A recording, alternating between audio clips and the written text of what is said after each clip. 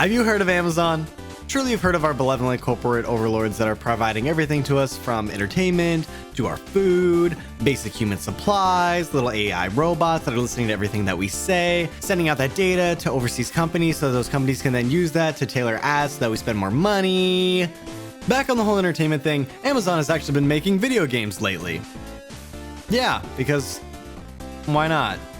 And their newest and only title so far is Crucible. What is it? How is it? Why does it exist? Well, actually, I can answer that last question. It's because money.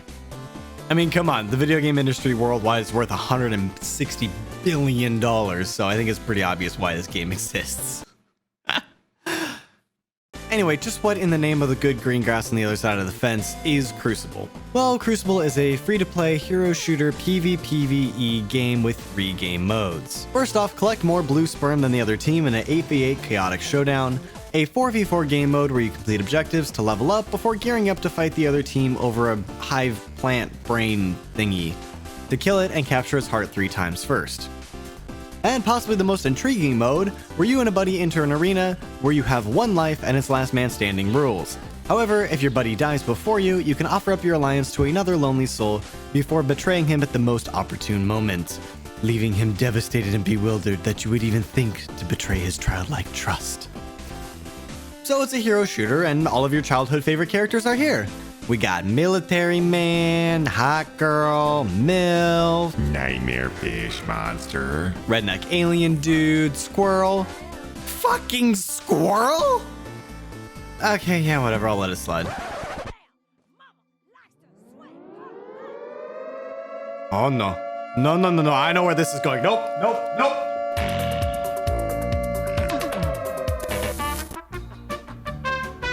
All the characters are pretty fun to play, each offering their own unique quirks and how to approach combat. A perfect example of this is Bug, who is a robot AI gardener.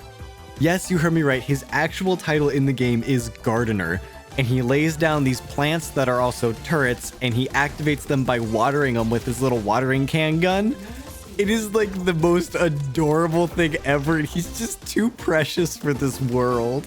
But back on the topic of the characters that I actually played, I played the MILF for obvious reasons and the Fish Lady for less obvious reasons. The Scary Cougar Lady is really fun because she's just built for adapting on the fly, with a SMG thing that slows down your opponents, a shotgun that does a lot of damage at close range, and an electro knife that really doesn't do a whole lot. It's just kind of there.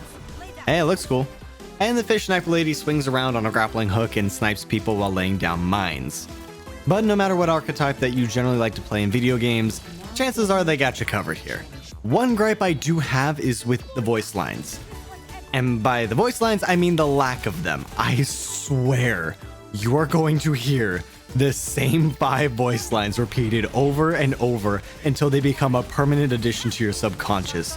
This one's empty. Gotta swap. This one's empty. Gotta swap. This one's empty. Gotta swap. This one's empty. A usual game of Crucible will look like this. First, you load into the screen and you can select some perks on the left-hand side of your screen with this little menu here. You can customize your abilities a little bit, but there's not a huge amount of customization. But I mean, it's cool that it's there. You can generally switch around stuff to be either more utility focused or more damage focused. Then after that, you then load into the map on a drop point and you want to rotate around with your team. Did you catch what I said there? You want to rotate around with your team. That means you have to work together. I swear, most matches in Crucible devolve into this guy running over here to collect some monster parts, this guy running over here to collect blue sperm and harvesters, this guy collecting the objective, and then there's a guy over here that I have no idea what the hell he's doing, but he's there. Don't know what he's doing, but he's there. And this leads me into some of my annoyances that hold this game back for me. There really isn't a good way to communicate with your teammates outside of a rudimentary ping system. It's super slow and clunky to ping specific things, and if you look at something and ping it, it's still just going to give you the general look over here ping. Even though there is a terrible, shitty tutorial that the game forces you to play, nobody knows what the hell they're doing.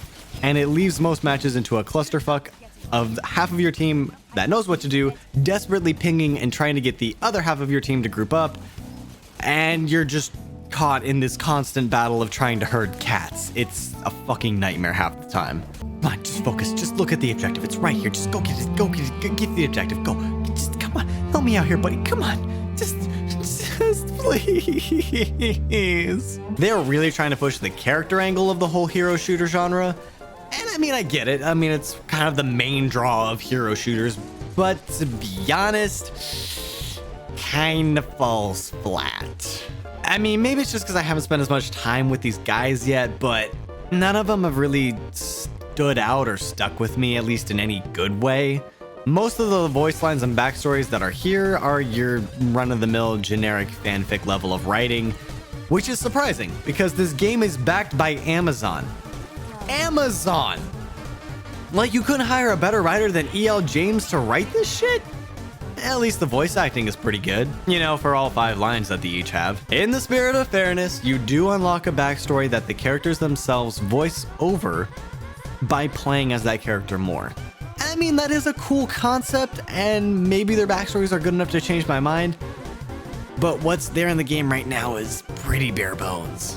And speaking of bare bones, this game doesn't exactly run well and is pretty poorly optimized. You're gonna run into a lot of frame drops, especially in those late team fights when there's just a lot of stuff going on. And also on the topic of bare bones, there are some stuff missing from this game that is kind of inexcusable for a game in 2020. There is no FPS counter, no latency counter, no packet loss percentage meter, no timer to remind me to order more ice cream sandwiches off of Amazon while on quarantine. What? And yes, I know. Give the game and the development team patience. Just give the game time. Give them patience. They'll put all that stuff in. Just give them a little bit more time. Well, no. I am a busy man with other games to play, and I'm going to base my opinions solely based on what's there, not what they may or may not add before the nuclear winter that we are fast approaching. Yes, this game is unfinished. Yes, there are quite a few just odd random bugs like audio cutting out or animations not loading. And yes, there are only a few repetitive voice lines that you're going to hear over and over and over and over again. But so far, the game has been super fun to play.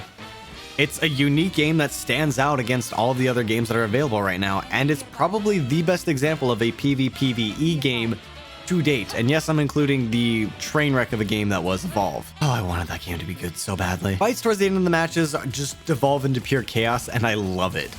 Both teams battling over a heart, while both are trying to outmaneuver and outsmart each other and give each other time to heal and use their abilities at the perfect time and headshot each other while trying to also factor in the environment and pods and all this craziness going on. It's just really interesting and unique and quite fun, actually. If you were to download this game and install it right now, is it fun? Yeah. Man, it's pretty fun. Is it worth doing that? I mean, if you want to watch a squirrel, a fish, and a cougar get into a fight, while also play something that is truly unique and pretty fun, then yeah, absolutely. Will I ever stop hearing the voices in my head that tell me, This one's empty. probably not. I will probably hear that for the rest of my life now. So is Crucible worth checking out overall? I mean, yeah. Go for it. Why not? Walrus sealed approval.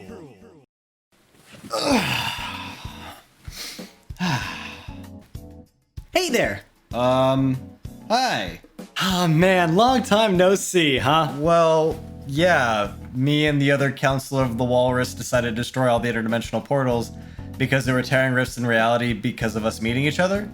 Remember all that? Remember the whole thing? Oh yeah, that. Pfft, I just built another one. Oh, okay, whatever. Oh, I see you're lounging around in the Let 'N Go shirt, which is exclusively available at merch.streamelements.com/FlyingWalrursManGaming. Yes? That's an oddly specific question. Why did you say the link out loud? Wait a minute, is this an ad?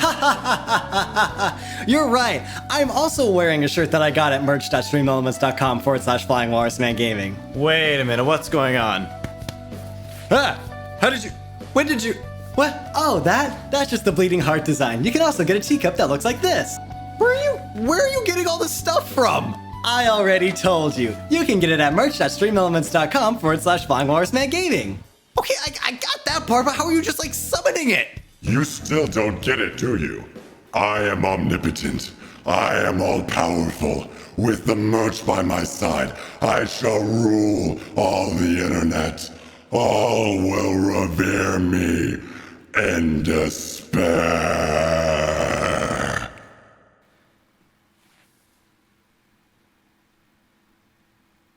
You know, now thinking about it, I think I'm just gonna go back to my universe. Yeah, okay, I think that's a good idea. All right, man, see you around.